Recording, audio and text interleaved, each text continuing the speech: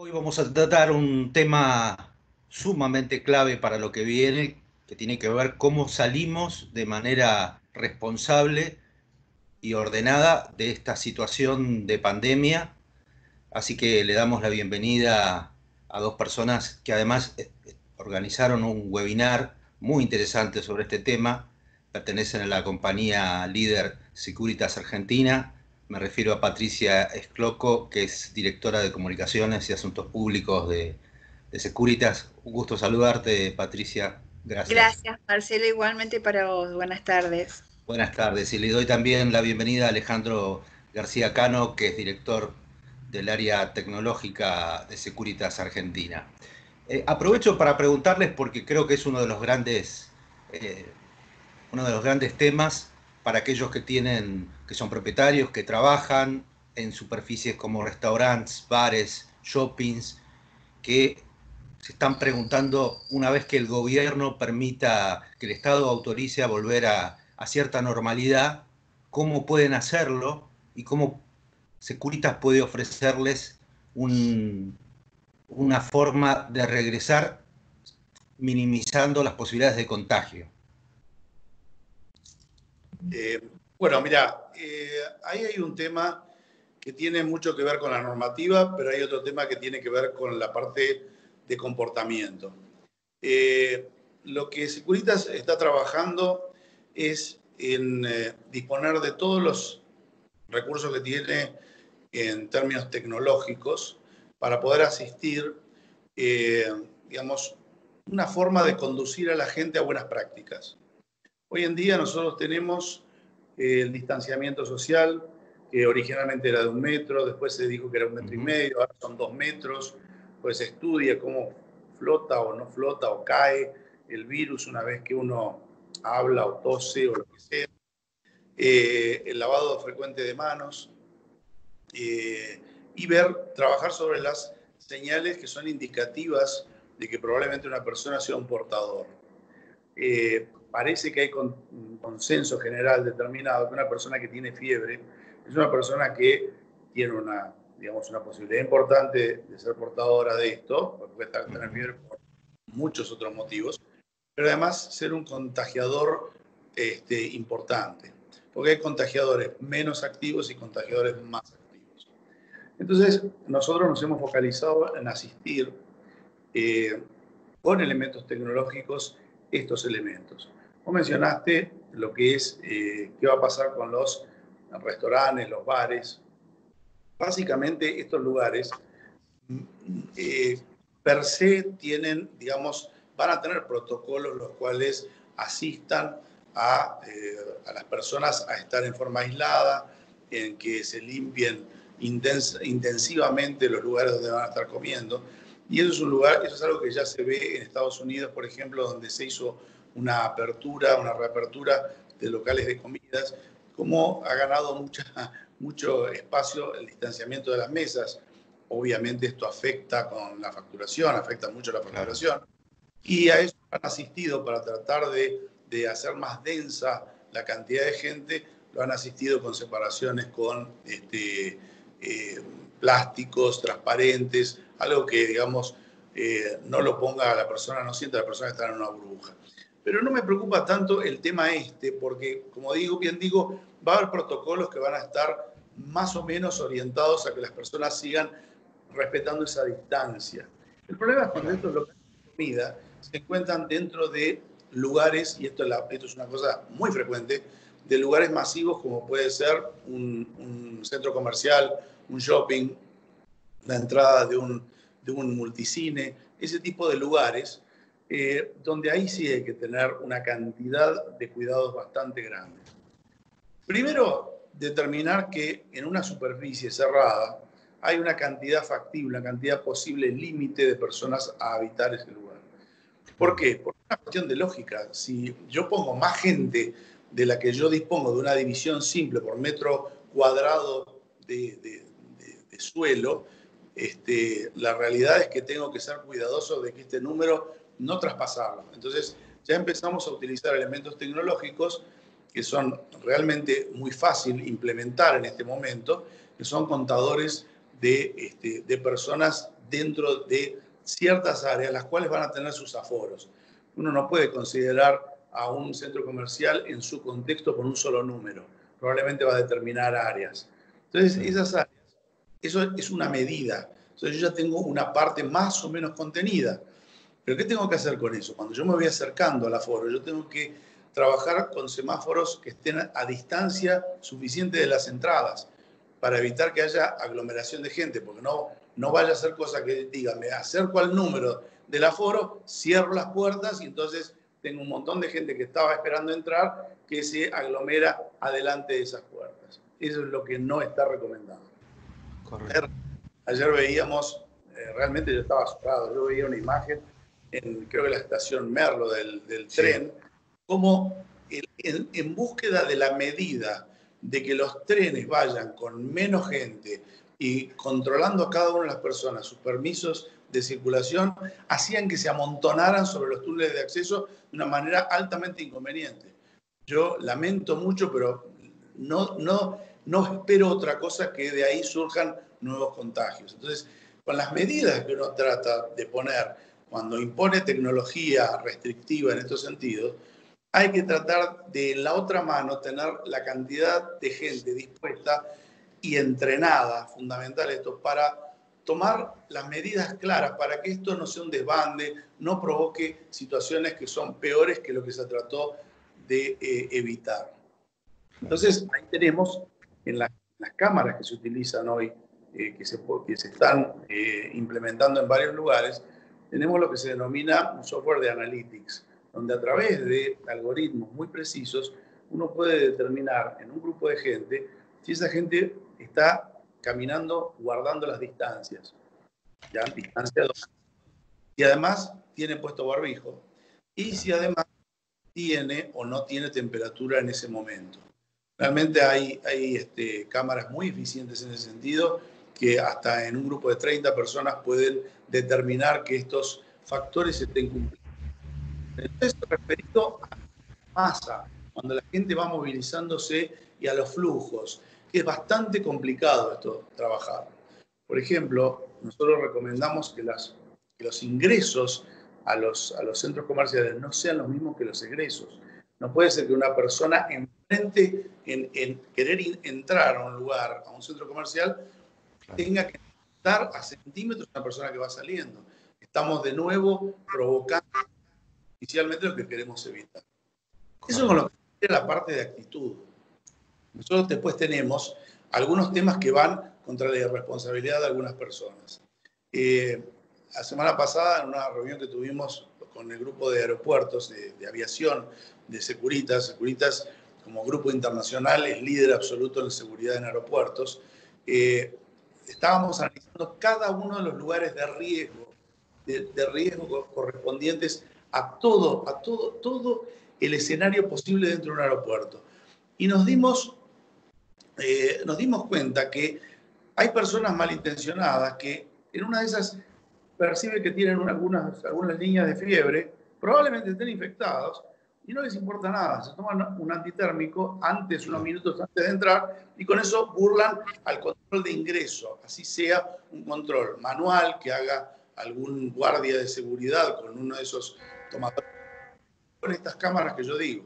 Entonces sugerimos también que el análisis sea hecho en los lugares de espera, donde la gente no está moviéndose, sino que está estática.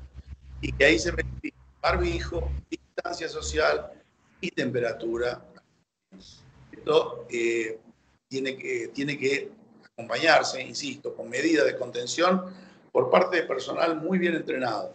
Nuestra empresa cuenta con un instituto que entrena profundamente a nuestros guardias de seguridad en las mejores prácticas para el manejo de situaciones de este tipo. Pero ahí no termina la situación. Nosotros tenemos que pensar que estamos hablando de personas, como yo dije, del flujo de la masa que entra del cliente a un centro comercial. Pero hay una otra parte, que es el empleado habitual. El empleado no tiene el mismo acceso que usa la persona, el cliente que va a comprar. Ese empleado habitual tiene una entrada separada, la cual, en algunos casos, muchos, utilizan elementos biométricos, que es apoyar un dedo para ver la huella dactilar de la persona o una tarjeta. Pero les comento lo siguiente, olvídense de eso, nadie más en su sano juicio va a volver a poner un dedo arriba de una superficie de contacto. ¿Por qué? Porque la gente tiene miedo y es una actitud real y natural del ser humano. Cuidado, tiene miedo hasta que deja de tenerlo y ahí empiezan los problemas. Entonces nosotros en esos casos, Securitas maneja también este tipo de tecnología, que es toda la parte de accesos, ¿eh? Y asociado con la parte de video, que es colocando unas cámaras que son parecidas a unas tablets, que tienen una cámara infrarroja con una asociada, a la cual identifica a esa persona, identifica facialmente a esa persona, determina si tiene temperatura y si está usando el barbijo. Y de esa manera abre las puertas automáticas para poder ingresar. Esto es muy importante también, porque permite que las personas tengan tranquilidad de que todo el mundo que está ingresando no es un tema discrecional de un guardia de seguridad si le tomó temperatura o no, sino que es para todos esto. El día que pase esto, y un día va a pasar, espero, y le rezo a Dios eso, vamos a tener que no va a hacer falta el barbijo, no hay problema, se sacará dentro del software la función de que tiene que detectar el barbijo o la temperatura, si uno quiere o no. Pero va a haber una identificación facial que va a ganar muchos lugares hoy en día. Como te dije, estamos hablando del flujo de los grandes clientes, el personal, pero después tenemos otro elemento también que suele agredirnos, entre comillas, y que no nos damos cuenta, que es el ingreso de la mercadería. Todas esas personas que van a comer, van a tomar una bebida, van a comer algún plato, que viene arroz, que vendrán en paquetes o en cajas de productos que vengan frescos, secos, lo que sea, pero es un proveedor que está entregando y yo no sé dónde estuvo antes esa mercadería. Nosotros no sabemos a ciencia cierta cuánto tiempo se mantiene el virus o esa contaminación sobre la superficie de lo que va a ingresar. Entonces sugerimos ahí canales, o sea, túneles de sanitización, no para humanos, sí para cosas que sean de circulación continua y que permanentemente permitan que la mercadería vaya ingresando ya sanitizada. Fíjate que hay una analogía bastante interesante. O sea, esto mismo que estoy diciéndote para los productos, está pensando en los aeropuertos para cuando las personas ingresan al aeropuerto con una valija. Todo el equipaje que tengan, para nosotros debería pasar por estos túneles de sanitización. La realidad es que en estos túneles se utiliza lo más eficiente, porque hay otras cosas que se han hecho que son barbaridades, veo. Es una solución de catión de amonio cuaternario al 1% más o menos, que es inocuo para el ser humano en esas proporciones y aspirado apenas, pero, digamos, en contacto con la piel no hace daño. Yo puedo tomar esa valija, cargar esa caja y no va a haber problema. Y la acción sanitizadora es inmediata, es realmente muy eficiente esto. Esa es nuestra sugerencia. Fíjate que seguimos la lista y encontramos una cosa que parece trivial. Al momento de pagar, uno paga utilizando dinero. Y el dinero metálico, los billetes, nosotros no sabemos de dónde estuvieron, qué manos lo tocaron. Y yo he visto gente que pone y plancha los billetes y le pasa alcohol por encima en una práctica insólita. Imagínense que cada persona haga todo eso. Bueno, nuestra recomendación es que en esos casos, y nuevamente la tecnología está al servicio del hombre, gracias a Dios, es utilizar cualquier vía de pago electrónica inalámbrica. QR, formas de pagar con tarjetas que a distancia tienen RFID que permite registrar el pago con toda seguridad. Entonces, nosotros vamos separando todo este tipo de cosas para tratando de decir, le estamos dando un entorno que al momento de volver vamos a pasar, si es que sucede como en Europa, con una caída de los contagios por alguna aparente debilitamiento de la contagiosidad o el medio o no sé lo que sea. O sea, porque todavía nadie puede a ciencia cierta decir por qué caen los contagios después de haber estado, pero con una letalidad brutal todo. Lo cierto es que todo esto va a acompañar a que estas cosas den más tranquilidad a las reaperturas. Finalmente, yo siempre me refiero a un tema que es natural, es el contacto, finalmente. El contacto, las personas, cuando uno vaya, la primera vez que vayan a un centro comercial, van a tener mucho cuidado en hacer todo. Entonces van a empujar las puertas con un codo, van a tratar de correr con una pierna, bueno, no les digo nada, los malabarismos van a tratar de hacer si van al baño. Entonces, ¿qué pasa? Pero eso de a poco, las personas empiezan a perderle el miedo, entre comillas, y probablemente cometen el error de tocar una superficie. Ahora, hay estudiadas cuáles son superficies de contacto, los barrales de acceso para empujar puertas de salida, todo ese tipo de cosas, barandas, superficies donde se hacen pagos. Hay 1000 lugares donde naturalmente uno termina apoyando las manos. Y ese apoyar de manos de uno, antes hubo otras manos que se apoyaron, y esas manos nosotros no sabemos si estaban contaminadas o no. Existe un producto que también nosotros recomendamos su uso, un producto que está compuesto, es un film, es un desarrollo que existe ya hace bastantes años, y que está compuesto en la superficie de cristales, de nanocristales, que lo que producen es la oxidación inmediata, o sea que del aire separan el oxígeno molecular, y el oxígeno como tal es uno de los más poderosos sanitizadores que existen. Entonces actúa más rápidamente que la lavandina. ¿Esto qué pasa? Son superficies autolimpiantes. No necesita que las esté limpiando. Con solo el contacto de la luz solar, eléctrica, la que sea, produce ese efecto químico de sanitización de su superficie. Y son productos que se colocan encima, como una especie de, podemos decir, producto contact, que se coloca sobre cualquier superficie, se pega como si fuera una lámina, y eso tiene una duración en superficies de contacto frecuente de hasta 3 meses y en superficie de contacto no tan frecuente hasta 1 año. La buena noticia es que muchas de las opciones que tenemos hoy de autoatender necesidades que tengamos en kioscos inteligentes requieren del contacto con una pantalla, de tocar las pantallas touchscreen. Bueno, ¿qué sucede? Este producto también tiene dentro de su gama, su línea,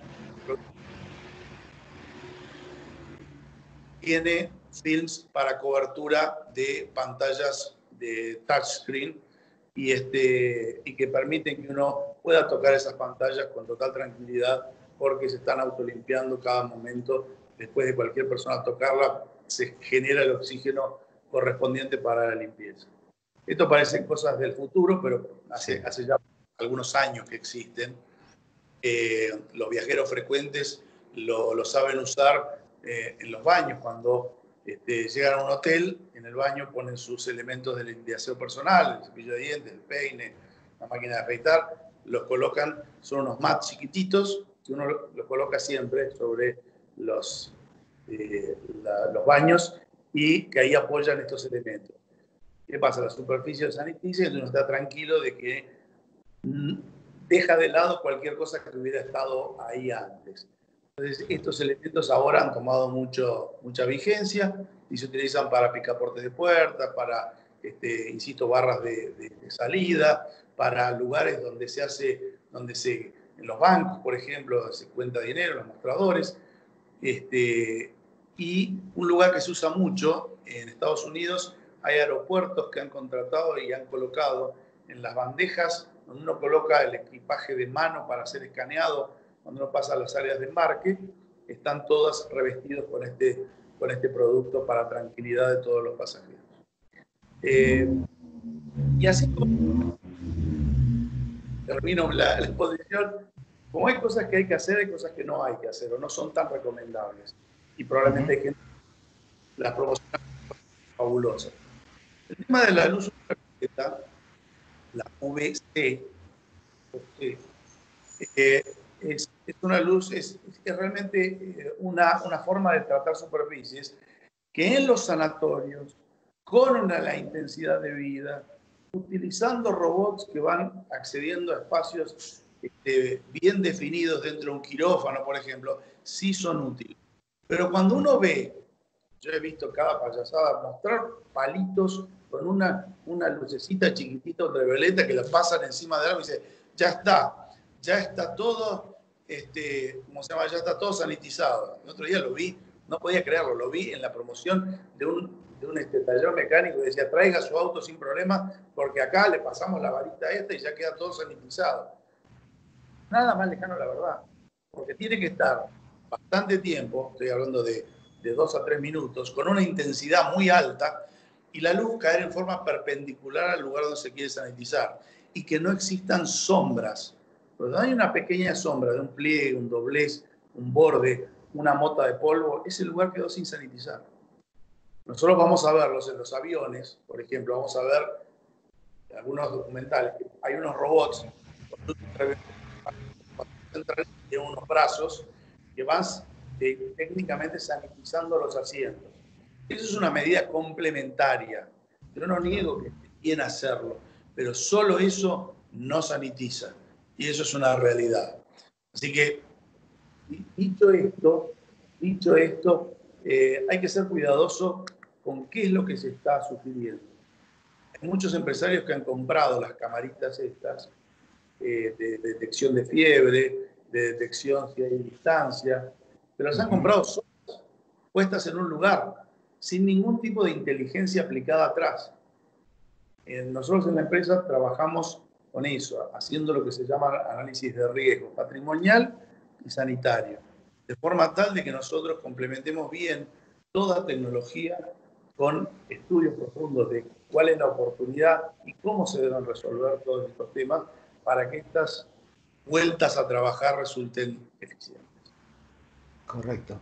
Gracias, Alejandro. Y quería preguntarles desde el punto de vista de Securitas Argentina, si han hecho una evaluación de cómo va a seguir, si es que va a seguir esta modalidad que hoy casi se impuso por peso propio, que es el teletrabajo. Bueno, es un tema también muy, muy delicado. Nosotros entendemos que parte de la vuelta a las oficinas, parte de vuelta al trabajo, tiene que estar de la mano con el sentido común. Nosotros entendemos que un lugar de contagio posible son los medios de transporte. Creo que cada empresario, cada empresa tiene que poner su grano de arena. Lo primero que debe hacer es lo siguiente. En la determinación de quiénes hacen teletrabajo, quiénes no lo hacen, armar una lista de asistencias cruzadas. Pues quiere decir esto, que cuando viene un porcentaje, ciertos días de la semana, que vengan un porcentaje, 20, 30% de la gente, otro porcentaje otros días y otro porcentaje otros días. Entonces, raleamos la cantidad de gente que viene. Luego, sugerimos que se determinen horarios de ingreso, de entrada y de salida, que sean en lo posible, digamos, no coincidente con los horarios picos convencionales. Y que se trabaje mucho en relación a la cabeza de las personas. Nosotros estamos haciendo que las personas, esto involuntariamente, por supuesto, que las personas, además de que estén sentados quizás incómodos, que eso es algo que duele en la cintura, en la espalda, lo que sea, tenemos una situación que estamos creando personas que están pensando, están actuando en 2 dimensiones. ¿Por qué? Porque tienen una distancia definida a un esquema de 2 dimensiones que es una pantalla. Lo que antes era un esquema tridimensional o lo están resolviendo en un esquema plano. Y eso condiciona mucho a la cabeza y a la actitud de las personas. De más está hablar acerca de todas las recomendaciones de horarios extendidos, de no parar, de llamada tras llamada. Lo cierto es que yo creo que el teletrabajo llegó para quedarse, pero debe ser trabajado en forma racional, porque obviamente los viáticos son menores en empresas internacionales que requieren tener cierta presencialidad, digamos, de ciertos funcionarios en distintos países, van a ver que es mucho más económico hacer esto a través de conferencias como estamos haciendo nosotros ahora, pero no todo es tratar de buscar rentabilidad, no todo atiende a un esquema de maximizar beneficios. Tenemos que entender que la presencia entre humanos de forma vívida es necesaria y eso afecta a la cabeza. Entonces, trabajamos también en ese sentido. Y la otra cosa que es fundamental, le decimos a la gente sobre los riesgos, le avisamos a la gente sobre los riesgos que hay. Más allá del riesgo de las personas, que lo ponemos en primer lugar, hay un riesgo de la confidencialidad y de la privacidad. Nosotros siempre sabemos que cuando recibimos un ataque en un frente, debemos cuidar como primera medida los otros, o sea, la retaguardia, los flancos. ¿Por qué? Porque normalmente debilitamos eso.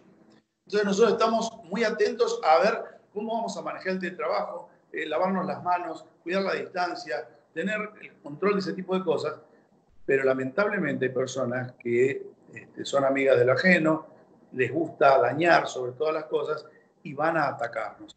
Y nos van a atacar duramente donde nosotros debilitemos ciertos frentes.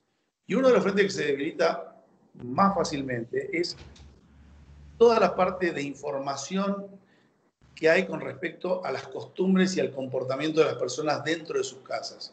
Que uno rápidamente lo puede, si hackea una cámara que no está debidamente filtrado el tráfico de información, vas a ver a qué hora una persona llega, a qué hora persona va a tomar un café, a qué hora esa persona se va a bañar. O sea, va a conocer cómo se maneja una casa sin ningún esfuerzo. Entonces, al final vas a ver cuándo es mejor atacar. Ni hablar de todo lo que sucede en la Internet profunda, la Internet oscura, todo el esquema de hackeo posible que pueda existir en lo que es el tráfico de información, de datos. Pero ojo, no solo en las computadoras, no solo en los celulares. En Internet de las cosas, las camaritas, los elementos controlados por Internet, son una fuente natural de movimiento de información y nosotros no lo hemos medido. Mi mejor consejo, nuestro mejor consejo es, por favor, pidan asistencia profesional para esas cosas. No se contenten con tener el muchacho que sabe, porque normalmente ahí dice, hay un muchacho que sabe y que me ha filtrado todo y realmente no alcanza con eso. Los hackers trabajan realmente con recursos que nosotros todavía no los entendemos y son muy eficientes y consiguen lo que están buscando, porque además tienen una población enorme a la cual pueden atacar y en la prueba y error consiguen lo que están buscando con mucha facilidad. Claro. Y más allá del punto de vista del área tecnológica de Securitas, quería preguntarle a Patricia, un sector importantísimo para este presente y para lo que viene, también es el área de comunicación y asuntos públicos, sobre todo porque además todo esto hay que comunicarlo, seguramente además habrá cosas que hay que regularlas y eso lo maneja, digamos, en la relación de la compañía con el Estado. Bueno, ¿cuál es el panorama que desde tu sector se ve en el presente y en el futuro inmediato a partir de todas estas propuestas que tiene la compañía? Bueno, la verdad nosotros trabajamos la seguridad privada, que ha sido declarada como un servicio esencial. Nosotros trabajamos como siempre, desde toda la vida, articuladamente también con el sector público. Y hoy nuestros guardias, que tienen roles absolutamente bien definidos por los contratos que tenemos firmados con nuestros clientes, han empezado a realizar otro tipo de actividades, ¿no? Me acuerdo cuando se abrieron por primera vez los bancos, nuestros guardias estaban colaborando con el sector público para acompañar a las personas que llegaban a los bancos. O sea, la vocación de la compañía siempre es articular con el sector público y trabajar para la comunidad, ¿no? Nuestro propósito a nivel global es trabajar fuertemente para que el mundo sea un lugar más seguro y eso es un poco lo que hacemos.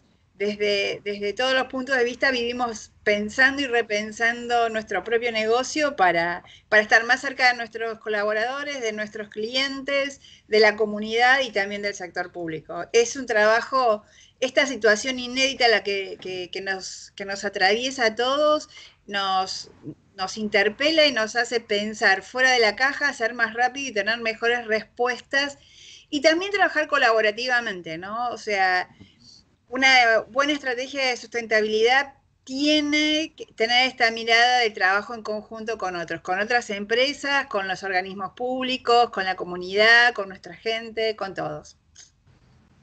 Bueno, les agradezco muchísimo, realmente ha sido muy, muy completo el panorama que nos han explicado. Sabemos además que lo importante también es que Securitas tiene soluciones a medida, ¿no? Para cada empresa, para cada rubro, así que, bueno, seguramente abajo de este video vamos a poner las formas de contactarse con la compañía, más allá de que es muy conocida la compañía, seguramente habrá quienes estén interesados en sumar los servicios innovadores que tiene Securitas Argentina para ofrecerles. Nuevamente gracias a Patricia Sclocco, a Alejandro García Cano por este tiempo y por la información que han compartido con nosotros. Chao, gracias a vos. Un gusto Alejandro. Un gusto, hasta luego, muchísimas gracias. Hasta luego, gracias.